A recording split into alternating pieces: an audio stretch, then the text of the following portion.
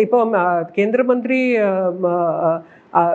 അദ്ദേഹം പറഞ്ഞത്, കേന്ദ്ര ആഭ്യന്തരമന്ത്രി പറഞ്ഞത് നമുക്ക് അതിനുള്ള അലർട്ട് കിട്ടിയെന്നുള്ളു. സയൻറ്റിഫിക് ആയിട്ട് അങ്ങനെ ഒരു ആധാരമേ ഇല്ല അദ്ദേഹം പറയുന്നതിന്. കാരണം അത് ശാസ്ത്രീയമായി തെറ്റാണ് അദ്ദേഹം പറഞ്ഞത്. കാരണം ഇത് ഓറഞ്ച് അലർട്ടായിരുന്നു, അവിടെ നിങ്ങൾ മാറാനായിട്ട് പറഞ്ഞിട്ടില്ല. റെഡ് അലർട്ട് ഇത് സംഭവിച്ചതിന് ശേഷമാണ് കിട്ടിയത്. അതൊന്ന്. രണ്ട്, ഇത്രയും ഈ റെയിൻ ഗേജസ് അവിടെ ഇല്ല എന്നുള്ളത് രണ്ടാമത്തെ കാര്യം. മൂന്നാമത്തെ കാര്യം, ഈ ലാൻഡ് സ്ലൈഡ് ഉണ്ടാവും എന്ന് 4 ദിവസം മുമ്പ് പറഞ്ഞു എന്നാണ് അദ്ദേഹം ലോകസഭയിലും രാജ്യസഭയിലും പറഞ്ഞത്. അങ്ങനെ 4 ദിവസം മുമ്പ് പ്രെഡിക്റ്റ് ചെയ്യാനുള്ള ഒരു സംവിധാനവും ഇന്ത്യയിൽ നിലവിലില്ല. പോട്ടെ, നിങ്ങൾ ഇമ്പോസിബിളുമാണ്, അതങ്ങനെ പറയാൻ പറ്റില്ല. കാരണം ഈ പോർ പ്രഷർ എപ്പോഴാണ് ഇത് ക്രോസ് ചെയ്യണത്, ഇത് എപ്പോഴാണ് ഇത് താഴേക്ക് വരുന്നതെന്നുള്ള ആ മൊമെന്റിലേറെ മേ ബി മൈക്രോ സെക്കൻഡ്സ്, ഒരു 2 മിനിറ്റ് മുമ്പോ അല്ലെങ്കിൽ 1 മിനിറ്റിൻ്റെ താഴെയോ അവിടെ നമ്മൾ ചെയ്യേണ്ടത് ഈ വൾണറബിൾ ആയിട്ടുള്ള ഏരിയ. വേറൊരു കാര്യം, വൾണറബിൾ ആയിട്ടുള്ള ഏരിയ നമ്മൾ മാർക്ക് ചെയ്യുമ്പോൾ, മാപ്പ് ഉണ്ടാക്കുമ്പോൾ അവിടുത്തെ ഇത് ആഘാതം കുറയ്ക്കാനുള്ള നടപടികൾ മാത്രമേ നമുക്ക് എടുക്കാൻ പറ്റുള്ളൂ. പ്രിവെൻറ്റ് ചെയ്യാൻ സാധിക്കില്ല. ആളുകളെ എപ്പോഴും ഒഴിവാക്കിക്കൊണ്ട് ഈ 8,47,000 പേര് വയനാട്ടിലുണ്ട്. ഒരു ട്രിഗർ ഇത് കിട്ടി, വയനാട്ടിൽ 572 മില്ലിമീറ്റർ മഴ പെയ്തു. ഈ 8 ലക്ഷം പേര് എവിടെയാണ് പെയ്യണതെന്ന് നമുക്കറിയില്ല. Heavy to very heavy rainfall is expected in isolated places. എവിടെയാണ് ഈ isolated places? It can happen here, it can happen there, എവിടെ വേണമെങ്കിലും സംഭവിക്കാമല്ലോ. അപ്പോൾ അവിടെ ലൊക്കേഷൻ സ്പെസിഫിക് ഇത് വേണമെങ്കിൽ റെയിൻ ഗേജസ് ഇതുപോലെ തന്നെ ഒരുപാട് വേണം. വാർഡ് തലത്തിൽ ഈ റെയിൻ ഗേജസ് വേണം. അത് ഡിസ്റ്റർബ് ചെയ്യരുത്. അതിന് റീഡിങ് മര്യാദയ്ക്ക് എടുക്കാനുള്ള ആളുകൾ വേണം. ഇതിപ്പോ ഓട്ടോമാറ്റിക് അല്ലതല്ല, ഞാൻ പറഞ്ഞ മറ്റേ ഓട്ടോമാറ്റിക് വെതർ സ്റ്റേഷൻസ് എത്ര രൂപയാവും അറിയാം?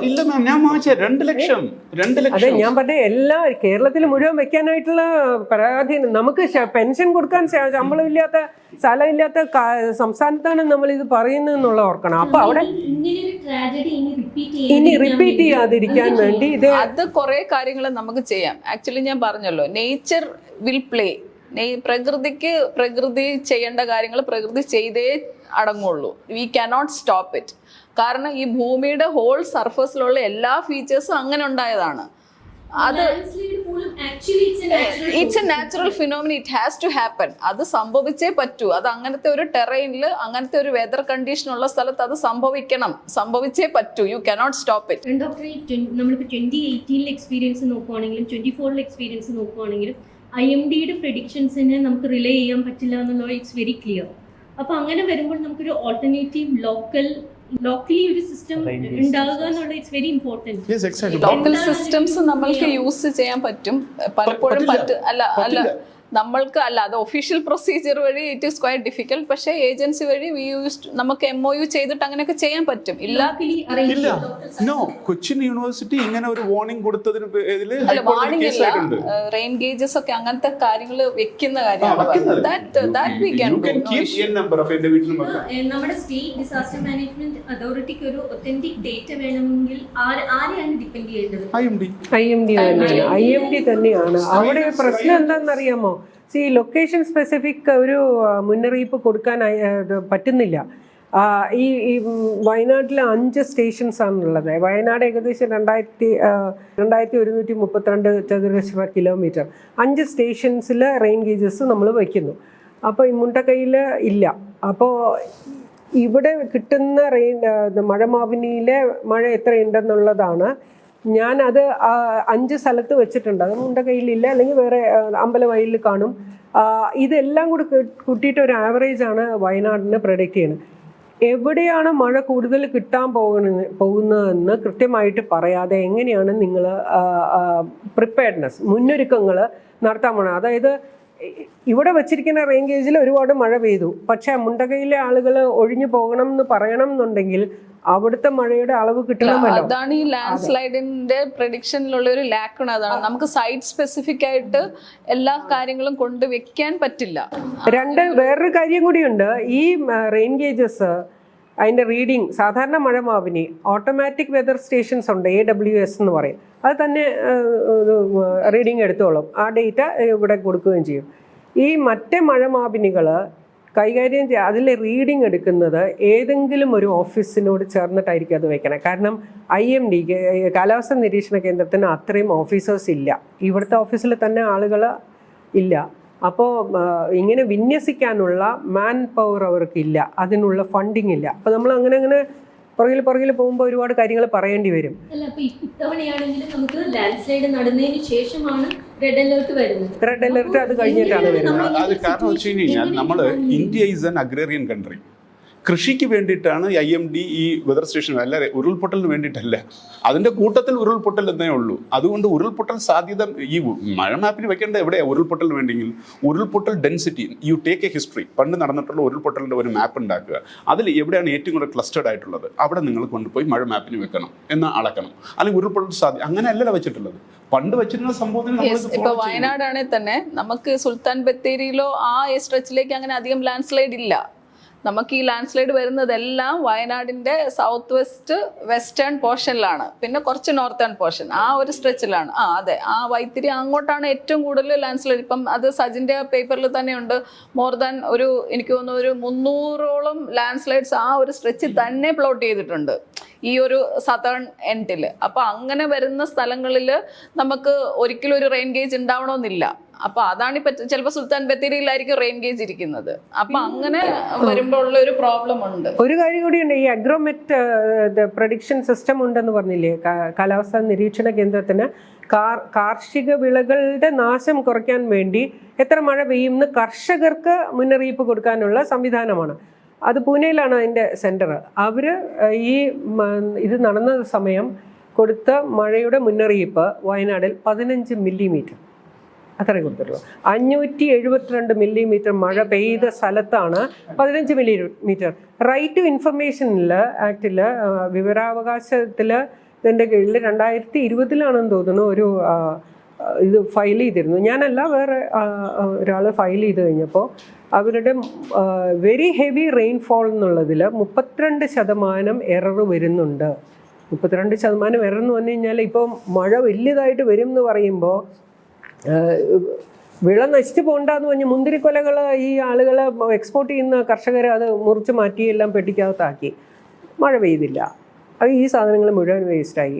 ആര് ഉത്തരം കൊടുക്കും, ആര് കോമ്പൻസേഷൻ കൊടുക്കുക? അപ്പോൾ അവിടെ ചെയ്യേണ്ടത് ഫണ്ടിങ്, ഈ റിസർച്ച്, ഈ മൺസൂൺ മോഡലിങ്ങിന് വേണ്ടി ഈ മൺസൂൺ മിഷൻ എന്ന് പറഞ്ഞിട്ട് അത് കേന്ദ്ര സർക്കാരിൻ്റെ ഒരു ഇതാണ്. അതായത് കൃത്യമായിട്ട് മഴ പ്രവചിക്കാൻ, മഴയുമായിട്ട് ബന്ധപ്പെട്ടിട്ടാണ് ഒരു തരം ഉരുൾപൊട്ടൽ നടക്കുന്നത്. എല്ലാ ഉരുൾപൊട്ടലും അങ്ങനെയല്ല.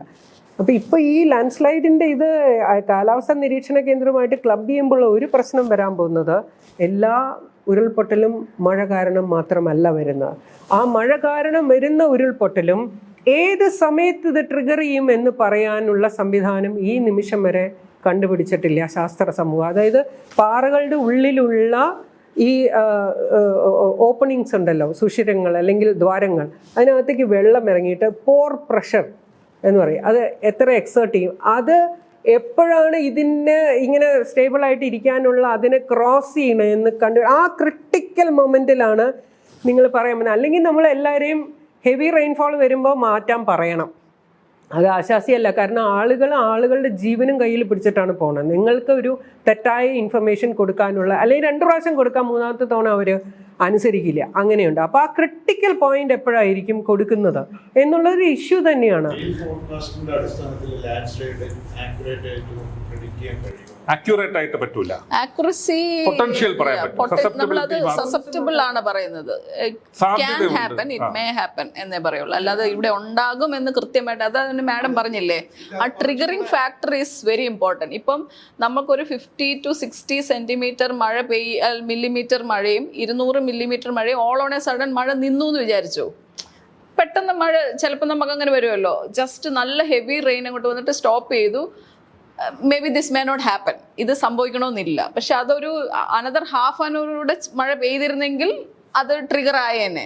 ഞാൻ അതിൽ ഇത്തിരി ഡിഫർ ചെയ്യും. ആക്ച്വലി നമ്മൾ അന്ന് പെയ്യുന്ന മഴ അല്ലെങ്കിൽ ഒരു ദിവസം മുമ്പും പെയ്യുന്ന മഴയാണ് നമ്മൾ കണക്കാക്കുന്നത്. ആക്ച്വലി അങ്ങനെയല്ല. വേൾഡ് വൈഡ് ചെക്ക് ചെയ്യുന്നത് 30 ദിവസം മുമ്പ് ആ സ്ഥലത്ത് എത്ര മഴ കിട്ടി. ഇന്ന് ഞാൻ ചെയ്യുന്നത് ജൂൺ 1 തൊട്ട് എത്ര മഴ കിട്ടി. അപ്പോൾ ജൂൺ 1 തൊട്ട് മഴ കിട്ടിയപ്പം ജൂലൈ 30 ആയപ്പോൾ എത്ര മഴ കിട്ടി, അപ്പോഴാണോ ലാൻഡ് സ്ലൈഡ് ഉണ്ടായത്. So you will make A trial and error combination. അതായത് 1 ഡേ, അതായത് ഇന്നത്തെ ഡേ ഉരുൾപൊട്ടൽ ഉണ്ടാകണേ ഇന്നത്തെ ഡേ വേഴ്സസ് 2 ഡേ, ഇന്നത്തെ ഡേ വേഴ്സസ് 3 ഡേ, ഇന്നത്തെ വേഴ്സസ് 4 ഡേ എന്ന് വെച്ചിട്ട് ഞാൻ 90 ദിവസം വരെ പോകും. ഇങ്ങനെയുള്ള കോമ്പിനേഷൻസ് പ്രോബബിലിറ്റി നോക്കിയിട്ട് ആ ഐറ്ററേഷൻസിൽ you will get a threshold at how many days, how many quantity of rainfall was required to saturate this much thick of soil. For example, ഞാൻ ഒരു ഉദാഹരണം, കേരളത്തിലുള്ളതിൽ 5 ദിവസത്തിനപ്പുറമുള്ള മുൻകൂർ മഴ വേണ്ട. കാരണം കേരളത്തിൽ ഉരുൾപൊട്ടൽ നടക്കുന്ന സ്ഥലം ഏതായാലും 20 ഡിഗ്രിക്ക് മേളിൽ ചരിവുള്ള എല്ലാ സ്ഥലവും ഉരുൾപൊട്ടൽ സാധ്യതയാണ്. അത് ലോകമെമ്പാടും പറഞ്ഞിട്ടുള്ളതാണ്. അതിൻ്റെ പുറത്തിരിക്കുന്ന മണ്ണ് മാക്സിമം കനം ഒരു 2 മീറ്ററേ ഉണ്ടാകും, അതിൽ കൂടുതൽ ഉണ്ടാകില്ല. വയനാടും മൂന്നാറിലും കുറച്ച് കൂടുതലുണ്ട്, ബിക്കോസ് അത് ജിയോമോർഫോളജി ഒരു പ്രത്യേക ഒരു ഏരിയയാണ് പ്ലേറ്റോ എന്ന് പറയുന്നത്. അല്ലെങ്കിൽ 1 മീറ്റർ തൊട്ട് ഈ 1 തൊട്ട് 2 മീറ്റർ ഇപ്പം മാം പറഞ്ഞാണെങ്കിൽ ഇതുവരെ മഴ പെയ്ത് ഇതുവരെ സാച്ചുറേറ്റഡ് ആയി, പിന്നെ മഴ തീർന്നു. പിന്നെ ഇതിൻ്റെ ഇവോപ്പറേഷൻ നമ്മൾ കാൽക്കുലേറ്റ് ചെയ്യണം. ഇവൻ എത്ര ദിവസം മഴയില്ലാതിരുന്നു, ഇവൻ എത്ര ദിവസം തിരിച്ച് വെയിൽ കൊണ്ടുപോയി. അപ്പോൾ ഈ കാൽക്കുലേഷനൊക്കെ നമുക്ക് ട്രയൽ ആൻഡ് എറർ വഴി ഉണ്ടാക്കാൻ പറ്റും. ഫോർ എക്സാമ്പിൾ, ഈ 2 മീറ്റർ തിക്നെസ് സോയിൽ ഒരു 100 മില്ലിമീറ്റർ റെയിൻഫോൾ 2 ദിവസം കൊണ്ട് പെയ്തപ്പോൾ എനിക്ക് കഴിഞ്ഞ പ്രാവശ്യം ഉരുൾപൊട്ടൽ ഉണ്ടായിട്ടുണ്ടെങ്കിൽ I know 2 metre thick soil 2 days 100 millimeter is the threshold. അപ്പോൾ നിങ്ങൾ 100 millimeter വെയിറ്റ് ചെയ്യില്ല. 50 മീറ്റർ ആകാൻ നേരത്ത് തന്നെ you give the first sign. 60 ആകുന്ന നേരത്ത് you ask them to evacuate. So worldwide early warning on landslides work only with rainfall. Now people have started considering inserting soil moisture instrument. അതായത് മഴ വന്ന് ഭൂമിയിൽ പോകുന്നത് soil മോയ്സ്ചറായി. അപ്പോൾ 1 metre തിക്കുള്ളിടത്ത് അവരെന്ത് ചെയ്തു വെച്ച് കഴിഞ്ഞാൽ they will insert A soil moisture here at depth 1/2 മീറ്ററിൽ നമ്മൾ അടുത്തത് ചെയ്യും. അടുത്ത് ലാസ്റ്റ് റോക്കുമായിട്ടുള്ള കോൺടാക്റ്റിൽ ഒന്ന് ചെയ്യും. അപ്പോൾ ഇവിടെ എത്താൻ നേരത്തെ എനിക്ക് എത്രയെന്ന് കിട്ടി, ഇവിടെ എത്തിയ ഉടനെ 50% ആയി. We give the warning. ഇപ്പോൾ ഇടുക്കിയിൽ വെച്ചിട്ടുള്ള എഗെയിൻ ഐ എം സെയിങ്, ഇന്ത്യയിൽ പ്രോജക്റ്റ് അപ്ലൈ ചെയ്താൽ കിട്ടില്ല. ഈ ഇടുക്കിയിൽ വെച്ചിട്ടുള്ള 8 ഇൻസ്ട്രുമെൻറ്റിനും ഞാൻ നാസയ്ക്ക് പ്രോജക്റ്റ് പ്രപ്പോസൽ എടുത്തിട്ടുണ്ട്. ഈ 8ലും സോയിൽ മോയ്സ്ചർ വെക്കാൻ വേണ്ടിയിട്ട്. So these are the ways in which you can predict landslide or give early warning for landslide. That is the only viable. പറഞ്ഞോട്ടെ, ഈ നമ്മള് ഇൻസ്റ്റിറ്റ്യൂട്ട് ഓഫ് ട്രോപ്പിക്കൽ മെറ്റീരിയോളജിയുടെ ഒരു സ്റ്റഡിയിൽ അവർ പറയുന്ന 1950 മുതലുള്ള കേരളത്തിലുള്ള ഒരു റെയിൻഫോളിന്റെ ഒരു സ്റ്റഡി നടത്തുന്നു. ഇത് വളരെ കുറഞ്ഞു ഒരു ആവറേജ് റെയിൻഫോൾ എന്ന് പറഞ്ഞാൽ വളരെ കുറഞ്ഞു വരും. അതേസമയം തന്നെ ഒരു ഷോർട്ട് സ്പെല്ലിലേക്ക് ഇത് എന്ന് പറയുന്നത് നമുക്ക് പ്രെഡിക്റ്റ് ചെയ്യാൻ കഴിയുന്ന ഒരു സാധനമാണ്. അല്ല, പറയാൻ പറ്റില്ല. അല്ല, ഞാൻ ഒരു കാര്യം പറഞ്ഞോട്ടെ. ഇപ്പോൾ എന്ന് പറയുന്നത് മലയാളിക്ക് അനുഭവിക്കേണ്ടി വരുന്ന ഒരു യാഥാർത്ഥ്യമല്ല. ഇല്ല, പ്രെഡിക്റ്റ് ചെയ്യാൻ പറ്റും. ഈ പറഞ്ഞില്ലേ, നമ്മൾ പെർ ഡേ റെയിൻഫോൾ എടുക്കുന്നതുകൊണ്ടാണ് പ്രെഡിക്റ്റ് ചെയ്യാൻ പറ്റില്ല. 2 മണിക്കൂറിൽ ഒരു 100 മില്ലിമീറ്റർ കിട്ടുകയാണെങ്കിൽ 5 മിനിറ്റ് കൊണ്ട് നിങ്ങൾ റിയൽ ടൈമിൽ നിങ്ങൾക്ക് ഡേറ്റ കിട്ടുകയാണെങ്കിൽ you are able to see. രണ്ട് ഇഷ്യൂ ഇവിടെ കാണേണ്ടതുണ്ട്. അത് ഒന്ന്, നിങ്ങൾ ഈ റെയിൻ ഗേജസ് എല്ലാം വെച്ചു എന്ന് വിചാരിക്കുക. എല്ലാ പ്രഡിക്ഷൻസും നിങ്ങൾ ഈ സമയം എത്തുമ്പോൾ ഇത് ട്രിഗറിങ് ഫാക്ടർ വരും എന്ന് ഏകദേശം പ്രോബബിലിറ്റി പറഞ്ഞു എന്നും വിചാരിക്കുക. ഉറങ്ങിക്കിടക്കുന്ന ആളുകളോടാണ് നിങ്ങൾ ഈ സംസാരിക്കാൻ പോകുന്നത്. അതായത് രാത്രി 12 മണിക്ക് അല്ലെങ്കിൽ 1:15 ഇത് ട്രിഗർ ചെയ്യുമെന്ന് അവരെ അറിയിക്കാനുള്ള ഒരു സംവിധാനമാണ് ഏറ്റവും അത്യാവശ്യം. അലേർട്ട് സിസ്റ്റം നമ്മൾ ഈ എത്ര മോഡലുകളെ പറ്റി സംസാരിച്ചു കഴിഞ്ഞാലും ഇത് സാധാരണ മനുഷ്യരുടെ ചെവിയിലെത്തിയില്ലെങ്കിൽ അവർക്കൊന്നും എടുക്കാൻ പറ്റില്ല. അതാണ് ഏറ്റവും പ്രധാനം. അപ്പോൾ അവിടെ ഇത് ലാസ്റ്റ് മൈൽ കണക്ടിവിറ്റി എന്ന് പറയുമല്ലോ, അങ്ങനെ ഈ സംവിധാനം അവിടെ എത്തണം എന്നുള്ളത് ഒന്ന്. 2, ഈ നമ്മൾ ഇപ്പോൾ ഇത്ര മഴ പെയ്താൽ ഈ ഇത്ര സോയിൽ മണ്ണിൻ്റെ കനം ഇത്രയും വെച്ചുകൊണ്ട് ഇത് മണ്ണ് താഴെ വരും എന്ന് നമ്മൾ കണ്ടുപിടിച്ചു എന്ന് തന്നെ ഇരിക്കട്ടെ. ആ മണ്ണ് അങ്ങനെ തന്നെ ഇരിക്കുകയാണോ? മഴ മാത്രമാണോ അവിടെ ഘടകം? നമ്മൾ അവിടെ റോഡ് കെട്ടുന്നു, നാഷണൽ ഹൈവേ കൊണ്ടുവരുന്നു, അവിടെ ഹോം സ്റ്റേ കെട്ടുമ്പോൾ ആ മണ്ണ് വീണ്ടും മാറ്റുന്നു. ഓരോ ദിവസവും അവിടെ വൾണറബിലിറ്റി, അതിൻ്റെ അപകട സാധ്യത മാറ്റിമറിക്കുന്ന നിരവധി പ്രക്രിയകൾ അവിടെ നടക്കാം. മഴ മാത്രമല്ല അവിടെ ഘടകം. അപ്പോൾ ആ മഴ പെയ്യുന്നതിനനുസരിച്ച് നിങ്ങൾ പറയുന്നു ഇത്രയും മഴ ഇല്ലേ പെയ്തുള്ളൂ, അവിടെ ഒന്നും ഇല്ല എന്ന് പറഞ്ഞാൽ ഒരു പക്ഷേ അവിടെ 6 വരിപ്പാത അവിടെ കെട്ടിക്കൊണ്ടിരിക്കുന്ന സമയമായിരിക്കും. അപ്പോൾ ഈ ഘടകങ്ങളെല്ലാം നമ്മൾ എടുക്കണം. ഈ മഴ മാപിനികൾ വെച്ചത് കൊണ്ട് മാത്രം ഈ പ്രശ്നത്തിന് ഒരു സൊല്യൂഷൻ ഉണ്ടാവുമെന്ന് ഞാൻ കരുതുന്നില്ല. 2, ഈ ആളുകൾക്ക് അഥവാ ഇനി അലർട്ട് കൊടുത്തു എന്ന് ഇടയ്ക്ക് കേന്ദ്ര സർക്കാരിൻ്റെ ഒരു സൈറനൊക്കെ മുഴങ്ങുന്ന പോലെ എന്താ ഫോണിൽ വന്നു കഴിഞ്ഞാൽ നിങ്ങൾ അങ്ങനെ അപകട സാധ്യതയുണ്ടെന്നുള്ള ഈ സാധ്യത നമുക്ക് അത് പിന്നെ ഒന്നും സംഭവിച്ചില്ല. അപ്പോൾ അതുകൊണ്ട് അറിഞ്ഞുകൂടാ അതിൻ്റെ ഗുണം എന്താണെന്നുള്ളത്. ഈ സൈറൻ മുഴങ്ങുന്ന പോലെ നിങ്ങളുടെ അലർട്ട് ഇതിനകത്ത് വരും. മഴ കൂടിയിട്ടുണ്ട് എന്നുള്ള ഒരു സൂചനയെങ്കിലും അവർക്ക് കൊടുക്കത്തക്ക രീതിയിൽ മൊബൈൽ നെറ്റ്വർക്ക് BSNL കൊണ്ട് തന്നെ, അത് നമ്മുടെ സ്ഥാപനമാണല്ലോ, അപ്പോൾ അത് നശിച്ചു പോവാതെ അവരെ കൊണ്ട് തന്നെ അത് ചെയ്യിക്കാം. 2, ഈ മാപ്പുകൾ നമ്മൾ തയ്യാറാക്കുമ്പോൾ ലൊക്കേഷൻ സ്പെസിഫിക് മാപ്പുകൾ അല്ല, ഈ മൈക്രോ ലെവൽ മാപ്പുകൾ തന്നെ വേണം എന്നുള്ള ശാസ്ത്ര സമൂഹം എപ്പോഴും നിശബ്ദരായിരിക്കുന്നത്. നമ്മൾ ലൊക്കേഷൻ സ്പെസിഫിക് മാപ്പുകൾ ഉണ്ടാക്കി, അല്ലെങ്കിൽ നമ്മൾ ഈ ഉരുൾപൊട്ടൽ സാധ്യതാ മാപ്പുകൾ ഉണ്ടാക്കി എന്ന് നമ്മൾ നിരന്തരം പറഞ്ഞുകൊണ്ടിരിക്കുമ്പോഴും ഈ മാപ്പുകളെല്ലാം സെസ്സിൻ്റെ ഉൾപ്പെടെ 1:50,000 എന്നുള്ള സ്കെയിലാണ്. ഈ 50,000 എന്നുള്ള സ്കെയിൽ എന്തുകൊണ്ട് ഇത് ഈ നിമിഷം വരെ നമ്മൾ ആരും അത് പറഞ്ഞില്ല. അത് 1:50,000 എന്ന് പറഞ്ഞാൽ ഒരു 500 മീറ്റർ, അതായത് 1/2 കിലോമീറ്റർ സ്ഥലത്തെ എല്ലാ സാധനങ്ങളും ഈ മാപ്പിൽ ഒരൊറ്റ സെൻറ്റിമീറ്ററിൽ കാണിക്കുന്നതാണ്. അപ്പോൾ ഇപ്പോൾ സെക്രട്ടേറിയറ്റ്, AG's ഓഫീസ്, പിന്നെ പോലീസ് സ്റ്റേഷൻ, ഇതെല്ലാം 1/2 കിലോമീറ്ററിനകത്ത് നിൽക്കുന്ന സ്ഥലങ്ങളാണല്ലോ. അവിടെ ഉരുൾപൊട്ടലുണ്ടാവില്ല. ഫയറിൻ്റെ ഒരു മാപ്പ് ഉണ്ടാക്കിയെന്ന് വയ്ക്കുക, അതായത് തീപിടുത്ത സാധ്യതാ മാപ്പ്. ഞാൻ 1:50,000 സ്കെയിലിൽ ഞാൻ ആ മാപ്പ് ഉണ്ടാക്കി വെച്ചാൽ 1/2 കിലോമീറ്ററിലെ എല്ലാ സ്ഥാപനങ്ങളും, പാളയത്തെ സാഫല്യം കോംപ്ലക്സ് ഒരു പക്ഷേ അതിനകത്ത് വരും, ഇതെല്ലാം ഈ 1 സെൻറ്റിമീറ്ററിനകത്ത് നമ്മൾ കാണിക്കണം. സെക്രട്ടേറിയറ്റിൻ്റെ തീപിടുത്ത സാധ്യതയല്ല AG's ഓഫീസിൻ്റെ, AG's ഓഫീസിലെ അല്ല, പോലീസ് സ്റ്റേഷൻ്റെ അല്ല, സാഫല്യം കോംപ്ലക്സിൻ്റെ. തിരുവനന്തപുരത്തൊരു എക്സാമ്പിൾ പറഞ്ഞു എന്നുള്ളതേ ഉള്ളൂ. ഈ 1:50,000 സ്കെയിലുകൾ കാണിച്ച് ശാസ്ത്ര സമൂഹം, ഞാൻ ഒരു ശാസ്ത്ര സമൂഹത്തിൻ്റെ പ്രതിനിധി കൂടിയാണ്, പക്ഷേ ഇത് നിരന്തരം പറഞ്ഞുകൊണ്ടിരിക്കുന്നത് ഇത് ഭരണാധികാരികൾക്ക് അവരെ തെറ്റിദ്ധരിപ്പിക്കുന്ന രീതിയിൽ നമ്മൾ അതിനെ പ്രൊജക്റ്റ് ചെയ്ത് നമ്മളെല്ലാം ചെയ്തു, ശാസ്ത്രത്തിനെ എല്ലാം കണ്ടുപിടിക്കാൻ പറ്റുമെന്നുള്ള ആ നമ്മുടെ സ്വാഭിമാന ബോധത്തെയാണ് നമ്മൾ ആദ്യം ഇല്ലാതാക്കേണ്ടതെന്നാണ് ഞാൻ പറയുക. അപ്പോൾ ഏറ്റവും അത്യാവശ്യം മൈക്രോ ലെവലിൽ സൂക്ഷ്മതലത്തിലുള്ള മാപ്പുകൾ തയ്യാറാക്കാൻ ഈ ഡേറ്റ എല്ലാം ഉപയോഗിച്ച് സൂക്ഷ്മതലത്തിൽ, വാർഡ് തലത്തിൽ മാപ്പുകൾ ഉണ്ടാക്കി അവിടെ ചെയ്യേണ്ടത് സോണേഷൻ നടത്തണം. അതായത് ഒരു ജില്ലയിൽ ഇത്ര പഞ്ചായത്തുകൾ ഏറ്റവും അപകട സാധ്യതയുള്ളത്, ഇത്ര പഞ്ചായത്തുകൾ മിതമായതുള്ള, ഇത്രയും പഞ്ചായത്തുകൾ വലിയ അപകട സാധ്യത ഇല്ലാത്തത്, 3-ന് 3 ആക്ഷൻ പ്ലാൻ വേണം. അതായത് ആ ഏറ്റവും അപകട സാധ്യതയുള്ള സ്ഥലത്ത് നിങ്ങൾ പാറക്വാറി കൊണ്ടുവച്ച് ഇതിൻ്റെ അപകട സാധ്യത കൂട്ടരുത്. ഇത്രയും അപകട സാധ്യതയുള്ള സ്ഥലത്ത് നിങ്ങൾ നീർച്ചാലുകൾ മുറിക്കുന്ന ഒരു പ്രവൃത്തി ചെയ്യരുത്. അങ്ങനെ ഇതിനെ സംയോജിപ്പിച്ച് കൊണ്ടുവരണം. അല്ലാതെ നമ്മൾ റെയിൻഫോൾ ഡേറ്റ മാത്രം എടുത്ത് ഓക്കെ നിങ്ങൾ അതാ 22 സെൻറ്റിമീറ്റർ 10 സെൻറ്റിമീറ്റർ കഴിഞ്ഞിരിക്കുന്നു, നിങ്ങളെല്ലാവരും അവിടെ നിന്ന് മാറിപ്പോകാമെന്ന് പറഞ്ഞാൽ അത് ശരിയായിട്ടുള്ള ഒരു റിസൾട്ടിലേക്ക് വരണം എന്നില്ല. ഏറ്റവും അടിസ്ഥാനപരമായിട്ട് നമ്മൾ വേണ്ടത് ഈ ആളുകൾക്ക് ഈ അലർട്ട് കിട്ടി, സൈറനൊക്കെ മുഴക്കി നമ്മൾ 12 മണിക്ക് ഇവരെ എല്ലാം എണീപ്പിച്ചു. പക്ഷെ അവർക്ക് അറിയണം എങ്ങോട്ടാണ് പോകേണ്ടത്. നേരത്തെ ശ്രീധരൻ പറഞ്ഞു പോകുന്നത് എങ്ങോട്ടാണ് പോകേണ്ടത്. ഞാൻ എൻ്റെ പഞ്ചായത്തിൽ, ഈ മുണ്ടകൈ പഞ്ചായത്തിലെ സ്ഥലത്തെ വില്ലേജിലെ ഞാൻ എങ്ങോട്ടാണ് ഓടിപ്പോകേണ്ടതെന്നുള്ളത് എനിക്ക് അറിയണം. അപ്പോൾ നേരത്തെ അതിനുള്ളൊരു പ്ലാൻ വേണമല്ലോ, അത് അവരോട് പറയണമല്ലോ. ആ പ്ലാൻ തയ്യാറാക്കുന്നതിൽ അവരുടെ കൂടെ പങ്കാളിത്തം വേണമല്ലോ. അതിനാണ് സാമൂഹ്യാധിഷ്ഠിത ദുരന്ത നിവാരണ പ്ലാൻ എന്ന് പറയുന്നത്. അവരെയും കൂടി ചേർത്ത് വെച്ചുകൊണ്ട് പറയണം, നിങ്ങളുടെ പഞ്ചായത്തിൽ ഇങ്ങനെ സംഭവിക്കാൻ സാധ്യതയുണ്ട്, നിങ്ങൾ ഇങ്ങനെ ഈ സൈറൺ മുടങ്ങിക്കഴിഞ്ഞാൽ, ഒരു സൈറൺ മാത്രമേ കേട്ടുള്ളെങ്കിൽ നിങ്ങൾ ഓടേണ്ടത് ഇങ്ങോട്ടാണ്, 2 സൈറൺ കേട്ടാൽ നിങ്ങൾ മാറേണ്ടത് ഇങ്ങോട്ടാണ് എന്ന് അവരോട് പറയണം. അതാണ് CBDP പ്ലാൻ എന്ന് പറയുന്നത്. അതിലൊരു പ്രാക്ടിക്കൽ ഇഷ്യൂ ഇല്ലേ, അതായത് നമ്മൾ ഈ ലാൻഡ് സ്ലൈഡിനെ കുറിച്ചാണ് സംസാരിക്കുന്നത്. ലാൻഡ് സ്ലൈഡ് സ്വാഭാവികമായിട്ടും പ്രത്യേകിച്ചും രാത്രി, ഇപ്പോൾ മുണ്ടക്കയിൽ നടന്നു പോകുന്നത് രാത്രി 1:30 നടക്കുകയാണ്, നിങ്ങൾ വീടിനകത്ത് ഉറങ്ങിക്കിടക്കുകയാണ്, നിങ്ങൾ ഉണർന്നെഴുന്നേക്കുന്നത് കംപ്ലീറ്റ്ലി തകർന്ന ഒരു സിനാറിയോയിലാണ്.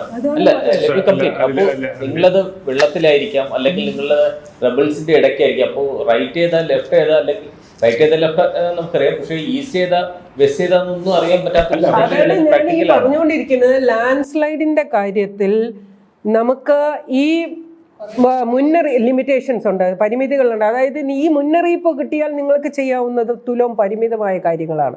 പക്ഷെ അതിന് മുമ്പ് ചെയ്യാവുന്ന കാര്യങ്ങൾക്ക് ഒരുപാട് സ്കോപ്പ് ഉണ്ട്. അതാണ് ലാൻഡ് സ്ലൈഡിൻ്റെ, ഉരുൾപൊട്ടലിൻ്റെ ഒരു പ്രത്യേകത. മറ്റെല്ലാ ദുരന്തങ്ങളും ഇപ്പോൾ ഫ്ലഡിൻ്റെ കാര്യത്തിലാണെങ്കിൽ നിങ്ങൾക്ക് സമയമുണ്ട്. ഉരുൾപൊട്ടലിൻ്റെ കാര്യത്തിൽ ആ സമയം ഉണ്ടാകുകയില്ല. അവിടെ ഇരഞ്ഞിപ്പുഴയുടെ 2 ഭാഗത്തും ഞാൻ പറയുന്നത് ഇപ്പോൾ സ്വാഭാവിക ദുരന്തം തന്നെയാണിത്, ഒരു സംശയമില്ല. അതിനെ നമ്മൾ എങ്ങനെയാണ് അതിൻ്റെ ആഘാതം കൂട്ടുന്നത്? ഒരു നിയമം തന്നെയുണ്ട്.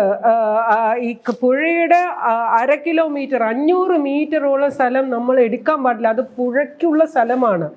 അവിടെയാണ് സെക്രട്ടേറിയറ്റ്, പല ഡിസ്ട്രിക്ട് കളക്ടറേറ്റുകൾ സ്ഥാപിച്ചു. അവിടെയാണ് ടൂറിസം സെന്ററുകൾ സ്ഥാപിച്ചു വെച്ചിരിക്കുന്നത്. അവിടെയാണ് സ്കൂളുകൾ താമസിച്ചു. അപ്പോൾ ഒന്നും വേണ്ട, പ്രൈവറ്റുള്ള സ്വകാര്യ വ്യക്തികളുടെ വീടുകൾ വിട്ടേക്കൂ. പക്ഷെ ആദ്യം നമ്മളോട് സുതാര്യത വേണം ഈ ഇൻഫർമേഷന്. എത്ര പബ്ലിക് ബിൽഡിങ് എന്ന് പറഞ്ഞു കഴിഞ്ഞാൽ പൊതുജനം കയറി പോകുന്ന ഓഫീസുകൾ, പോലീസ് സ്റ്റേഷൻ, ഹോസ്പിറ്റലുകൾ, ജില്ലാ കളക്ടറുടെ ഓഫീസ്, അല്ലെങ്കിൽ അങ്ങനെയുള്ള സ്കൂളുകൾ, ഗവൺമെൻറ് സ്കൂളുകൾ, ആദ്യം അത് മാത്രം എടുത്താൽ മതി, ബാക്കി വിട്ടേക്കൂ. ഇപ്പോൾ എത്ര പബ്ലിക് സ്പേസസ് ഫ്ലഡ് പ്ലെയിനിലുണ്ട്. ഫ്ലഡ് പ്ലെയിൻ എന്ന് പറഞ്ഞാൽ ഈ 1/2 കിലോമീറ്റർ നദിയുടെ അപ്പുറവും ഇപ്പുറവും അവിടെ താമസിക്കാൻ പാടില്ല എന്നല്ല. അത് വെള്ളം കൂടി വരുമ്പോൾ നദിക്ക് പരന്നൊഴുകാനുള്ള സ്ഥലമാണ്. അങ്ങനെ പരന്നൊഴുകിയില്ലെങ്കിൽ എന്തു പറ്റും? ഈ ചെറിയ സ്ഥലത്ത് കൂടി ഈ വെള്ളം മുഴുവനും കുത്തി ഒലിച്ച് വരുമ്പോൾ ഇത് പാറ കെട്ടും എല്ലാം എടുത്ത് ഇങ്ങി പോരും. അപ്പോൾ അവിടെ ഈ ഫ്ലഡ് സോണേഷൻ മാപ്സ് വേണം. ആ ഫ്ലഡ് സോൺസിൽ നിന്ന് ആളുകളെ മാറ്റി പാർപ്പിക്കാൻ. ഇൻ അഡീഷൻ ടു മാഡം പറഞ്ഞതുപോലെ ഇപ്പം മൈക്രോ സ്കെയിൽ ലെവലിൽ മാപ്പ് ചെയ്യുക, അങ്ങനത്തെ സ്റ്റഡീസ് ചെയ്യാന്ന് പറഞ്ഞാൽ നമ്മൾ ചെയ്യുന്നുണ്ട്. ലൈക്ക് നമ്മൾ ഇപ്പം 1:50,000, അതായത് 1 സെന്റിമീറ്റർ 500 മീറ്റർ ആയിട്ടാണ് കാണിക്കുന്നത്. നമ്മളിപ്പോൾ ഇതുപോലെയുള്ള വളരെ മാപ്പിംഗിന്റെ ഒരു സമയത്ത് അത് ഒരു പ്രശ്നമാണ്. റിയൽ ടൈം മാപ്പിംഗിന്റെ സമയത്ത് നിങ്ങൾക്ക് ഓൺലൈനിൽ, പ്രത്യേകിച്ച് ഈ ഓപ്പൺ സ്ട്രീറ്റ് മാപ്പിലൊക്കെ നിങ്ങൾക്ക് കംപ്ലീറ്റ് ഇൻഫോ ഇല്ല. അങ്ങനെയല്ല, നമ്മൾ ഇതുപോലെ പ്രോണായിട്ട് ഇപ്പൊ കോടശ്ശേരി എന്ന് പറഞ്ഞ സ്ഥലത്തൊക്കെ പല സമയങ്ങളിലും ലാൻഡ് സ്ലൈഡ് ഉണ്ടായിട്ടുള്ള, അപ്പൊ അങ്ങനെയുള്ള സ്ഥലങ്ങൾ നമ്മൾ സൈറ്റ് സ്പെസിഫിക് ആയിട്ടുള്ള 1:10,000 സ്കെയിലിൽ നമ്മൾ ചെയ്യുന്നുണ്ട്. അതായത് വളരെ ഡീറ്റെയിൽ ആയിട്ട് തന്നെ മാപ്പ് ചെയ്യുന്നുണ്ട്. അപ്പൊ അങ്ങനെ ചില എന്താ പറയുന്നത് ഏറ്റവും കൂടുതൽ സെൻസിറ്റീവ് അല്ലെങ്കിൽ സസെപ്റ്റബിൾ ആയിട്ടുള്ള സ്ഥലങ്ങൾ സെലക്ട് ചെയ്തിട്ട്, കാരണം ഇത് ചെയ്യാന്ന് പറയുന്നത് ഇറ്റ്സ് നോട്ട് വെരി ഈസി.